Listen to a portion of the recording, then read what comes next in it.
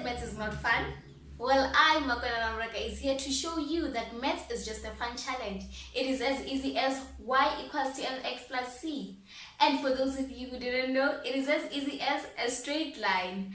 So right now, it is the time for you to grab a paper, a pen, and a calculator and come learn maths with me. Hey guys, welcome to another episode of Learn Maths with me on a hashtag Maths Tuesday. In today's episode of Learn Maths with me, we are doing laws of exponents part 2.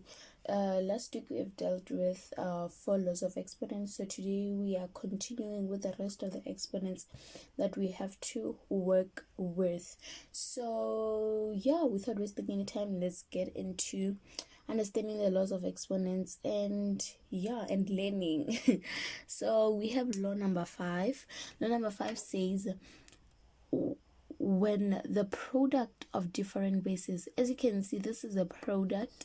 Why? Because in between this alphabets, we know that there is a multiplication sign, so it's the same as x multiplied by y multiplied by z, which gives you xyz. So the product just means that if the numbers inside the bracket are multiplying each other, right? So when the numbers are multiplying each other, when the product of different bases is raised to an exponent, so you can see that this whole product is raised to the exponent p, when the product of different bases is raised to an exponent, each base must be raised to that exponent. So as you can see, the product xyz is raised to the exponent p. So what the law of exponent is saying is that when we have a situation like this, you raise the exponent to each and every base only when they are multiplying each other. So let's just take an example. Law, I hope this is clear. Law 5, say 2 squared ab all to the exponent 2. So you can see that we are having a product. Why? Because we know that in between it is a multiplication. So whenever in your test or in your class workbook you see this dot, just know that it represents multiplication. And whenever you see a number or like just variables being close to each other, know that in between those numbers and variables it's a multiplication sign. So what the law of exponent is saying is that we are going to raise this exponent 2 to each and every base inside the bracket. So what are we going to do? In the previous video I taught you a law of exponent that said when raising exponents to a power, keep the base and multiply the exponents. So as you can see, these laws of exponents have a tendency of repeating each other when you have to deal with other laws of exponents. I've brought this so that I may remind you the last week's law of exponent. So what are we going to do with 2? The law of exponents is that you keep the base and multiply the exponents. Since this 2 is raised to this 2, it's raised to this a, it's raised to this b, you have to also deal with this exponent of 2 alone. So how are you going to deal with it? You're going to keep your base and multiply the exponents, because an exponent is raised to another exponent. I really hope that you understand that. Then we're going to move and say a to the exponent b, and then b to the exponent 2. A to the exponent 2, and then a b to the exponent 2. And then we are going to simplify. 2 times 2 is 4. A squared, b squared.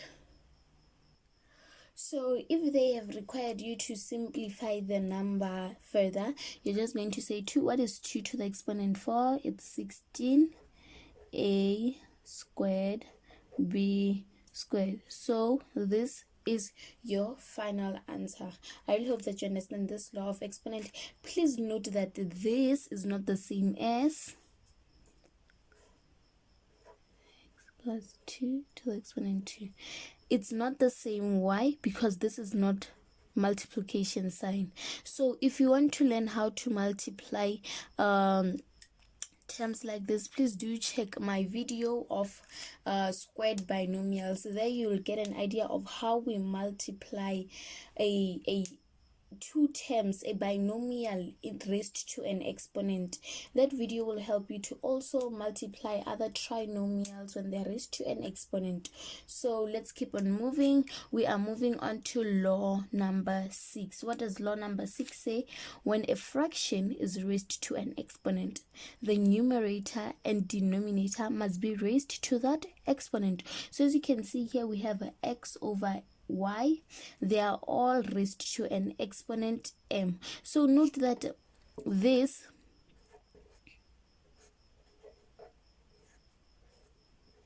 it's not the same as this. Why? Because here only x is raised to the exponent, and here both y and m are raised to that exponent. I really hope that you understand that. So what they're saying is that it's something similar to this. So when you have a fraction and it is all raised to an exponent, you just keep the basis of the fraction and add the and put them to that exponent. You raise all of them to that exponent. So let's do an example.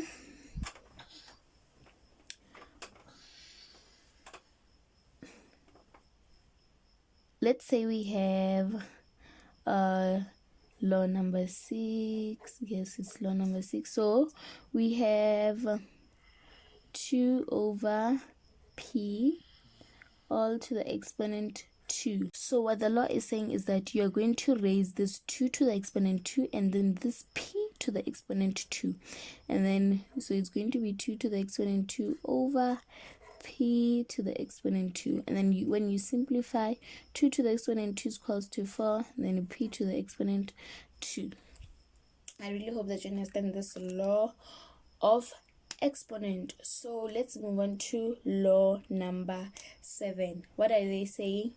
A base raised to its negative exponent is equal to its reciprocal raised to the same positive exponent. So what they're saying is that when you have a base like this and it's raised to a negative exponent, it is equals to its reciprocal raised to a positive exponent.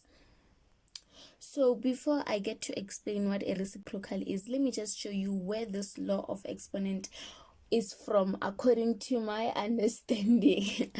So let's have law 7.